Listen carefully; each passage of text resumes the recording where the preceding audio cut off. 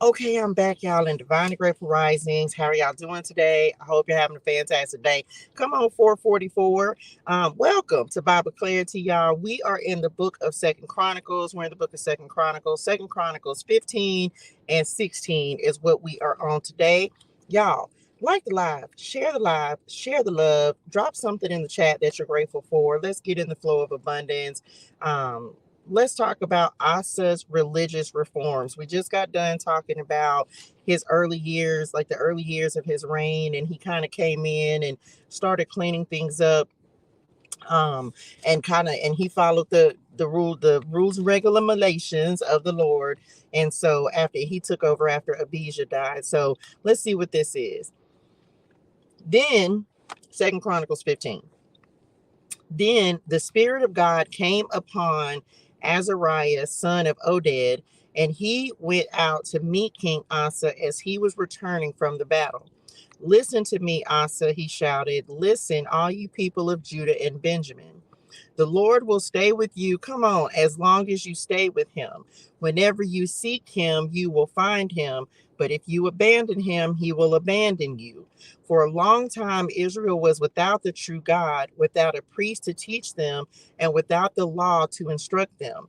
But whenever they were in trouble and turned to the Lord, the God of Israel, and sought him out, they found him. Pause. Both of those scriptures, Second Chronicles 15 and what is this? 6? No, Second Chronicles 15 and 2 and Second Chronicles 15 and 4. Both of those are in one of these decks. I can't remember if it's in this morning's message or if it's in A Word in the Wilderness, but both of those are actually in the deck. During those dark times, it was not safe to travel. Problems troubled the people of every land. Nation fought against nation and city against city, for God was troubling them with every kind of problem. But as for you, be strong and courageous, for your work will be rewarded. When Asa heard this message from Azariah the prophet, he took courage and removed all the detestable idols from the land of Judah and Benjamin in the towns he had captured in the hill country of Ephraim. And he repaired the altar of the Lord, which stood in front of the entry room of the Lord's temple. Then Asa called together all the people of Judah and Benjamin, along with the people of Ephraim, Manasseh, and Simeon, who had settled among them. For many from Israel had moved to Judah during Asa's reign when they saw that the Lord his God was with him. The people gathered at Jerusalem in late spring during the 15th year of Asa's reign. On that day, they sacrificed to the Lord 700 cattle and 7,000 sheep and goats from the plunder they had taken in the battle. Then they entered into a covenant to seek the Lord, the God of their ancestors, with all their heart and soul. They agreed that anyone who refused to seek the Lord, the God of Israel, would be put to death, whether young or old, man or woman. They shouted out their oath of loyalty to the Lord with trumpets blaring and ram's horns sounding. All in Judah were happy about this covenant, for they had entered into it with all their heart. They earnestly sought after God and they found him.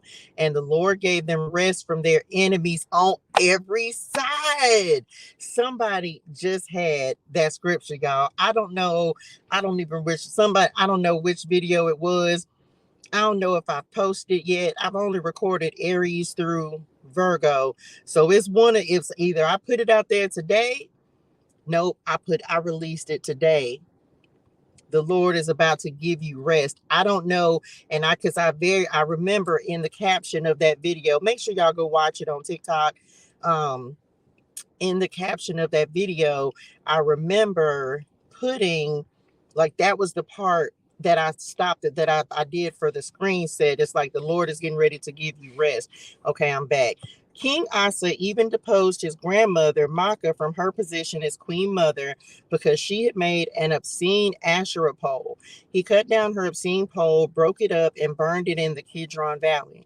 Although the pagan shrines were not removed from Israel, Asa's heart remained completely faithful throughout his life. He brought into the temple of God the silver and gold and the various items that he and his father had dedicated. So there was no more war until the 35th year of Asa's reign. Final years of Asa's reign. In the 36th year of Asa's reign, King Baasha of Israel invaded Judah and fortified Ramah in order to prevent anyone from entering or leaving King Asa's territory in Judah. Asa responded by removing the silver and gold from the treasuries of the temple of the Lord and the royal palace. He sent it to King Ben-Hadad of Aram, who was ruling in Damascus, along with this message: let there be a treaty between you and me, like the one between your father and my father. See, I am sending you silver and gold. Break your treaty with King Baasha of Israel so that he will leave me alone. Ben-Hadad agreed to King Asa's request and sent the commanders of his army to attack the towns of Israel. They conquered the towns of Ijon, Dan, Abel-Beth-Maachah, and all the store cities in Naphtali. As soon as Baasha of Israel heard what was happening, he abandoned his project of fortifying Ramah and stopped all work on it. Then King Asa called out all the men of Judah to carry away the building stones and timbers that Baasha had been using to fortify Ramah. Asa used these materials to fortify the towns of Geba and Mizpah. At that time, Hanani, the seer, came to King Asa and told him, because you have put your trust in the king of Aram instead of in the Lord your God, you missed your chance to destroy the army of the king of Aram. Don't you remember what happened to the Ethiopians and Libyans and their vast army with all of their chariots and charioteers? At that time, you relied on the Lord, and he handed them over to you. The eyes of the Lord search the whole earth in order to strengthen those whose hearts are fully committed to him. What a fool you have been. From now on, you will be at war. Asa became so angry with Hanani for saying that he threw him into prison and put him in stocks. At that time, Asa also began to oppress some of his people. The rest of the events of Asa's reign from beginning to end are recorded in the book of the kings of Judah and Israel. In the 39th year of his reign, Asa developed a serious foot disease. Yet even with the severity of his disease, he did not seek the Lord's help, but turned only to his physicians. So he died in the 41st year of his reign. He was buried in the tomb he had carved out for himself in the city of David. He was laid on a bed perfumed with sweet spices and fragrant ointments, and the people built a huge funeral fire in his honor. The end. Okay, let me read these boxes because I think this is important. Azariah's challenge to King Asa was to connect with God. He reminded the king that this had happened, and it's talking about help, y'all. Azariah's challenge to King Asa was to connect with God. He reminded the king that this had happened before with the people of Israel. He pointed out that in the past, whenever the people had turned to God, God had helped them. When they rebelled against God, troubles plagued the nation. Help from the creator of the universe is ours for the asking, as long as we ask with full devotion to him and not merely in the interest of a momentary, hoped for favor. Just remember that God's help may be better than we expect, but not always what we want. Anger. Even though Asa felt threatened by Baasha's invasion, he didn't really have a good reason for making a treaty with Ben-Hadad, king of Aram. God had granted him military victory against impossible odds before. By turning to a foreign ruler for help now, Asa showed a lack of faith in God. When Hanani exposed these wrong motives, Asa blew up and had the prophet put in prison. And things only got worse. Asa went on to oppress some of his own people and refused to seek God's help when he faced illness. How do you respond when someone confronts you and you know your motives have been less than honorable? Are you quick to strike back to try to defend yourself? Carefully evaluate what the other person is saying. If you don't, then like Asa, you may be heading down a dangerous path. The end. Okay, listen, we got to keep on going. We've got to keep on asking for help, keep on asking for the things that we need, keep asking for the Lord's assistance. And I'm not going to stop asking. Y'all know how I feel about it. Luke 12:22 through 24. Then, turning to his disciples, Jesus said, that is why I tell you not to worry about everyday life, whether you have enough food to eat or enough clothes to wear. For life is more than food and your body more than clothing.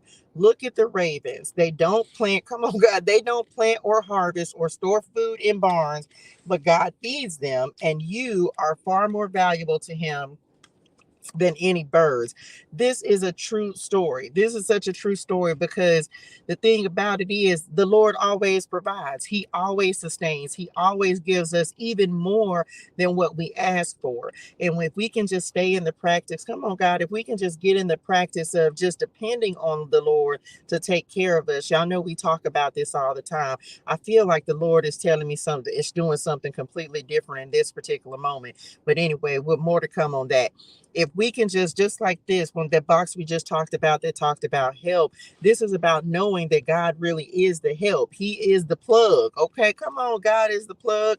He is the plug, y'all. Like, he is the source of help. He is the supply, and he's going to provide everything we need.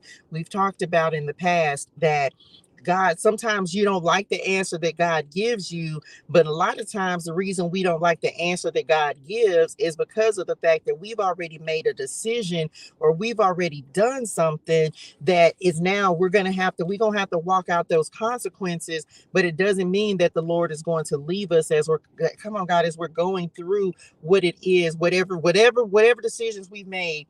We have got to keep walking through it. We have got to keep, we're gonna have to walk out the whatever the results are. But the Lord will still stand by us as we go through that, in addition to us getting back in alignment and then just walking back in step with the Lord. And it keeps us out of trouble, y'all. It keeps us on the right path. And we don't have to worry about if he's gonna do it or when he's gonna do it. It's about knowing that he's faithful, knowing that he's gonna continue to take care of us because he's never stopped. If you woke up, then that means God still has work for you to do. So just like Jesus said to the disciples, you don't have to worry about the little stuff. Let God take care of you. And I really feel like God is in a season where he's trying to he wants to take care of us. The second part of this is this box that talks about anger. Sometimes you get mad with the Lord, and you get your behind on your shoulders.